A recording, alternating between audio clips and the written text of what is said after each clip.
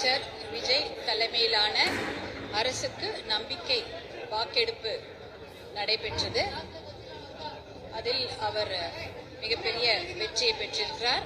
முதலமைச்சர் மாண்புமிகு விஜய் அவர்களுக்கு எங்களுடைய மனமார்ந்த வாழ்த்துக்களை பாட்டாளி மக்கள் கட்சி சார்பாக நாங்கள் அவருக்கு தெரிவித்துக் கொள்கின்றோம். தூய்மையான நல்லாட்சியை வழங்க வேண்டும் என்ற எதிர்பார்ப்பு அனைவரிடம் இருக்கிறது. பாட்டாளி மக்கள் கட்சியின் கொள்கைகள் பூரண மதுவிலக்கு, போதை ஒழிப்பு, மது ஒழிப்பு, பெண்கள் பாதுகாப்பு, சமூக நீதி,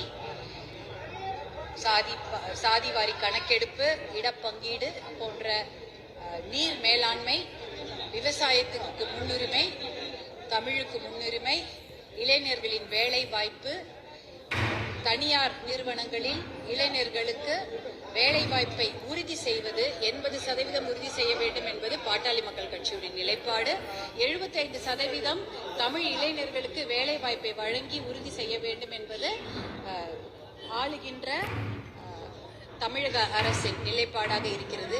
இப்படி பல நிலைப்பாடுகள் பாட்டாளி மக்கள் கட்சி நிலைப்பாடுடன் ஆளுகின்ற தமிழக அரசின் நிலைப்பாடுகளும் பெருமளவு ஒத்து இருப்பதால் நாங்கள் இன்று நம்பிக்கை தீர்மானத்திற்கு நடுநிலைமையாக இருந்துவிட்டோம்.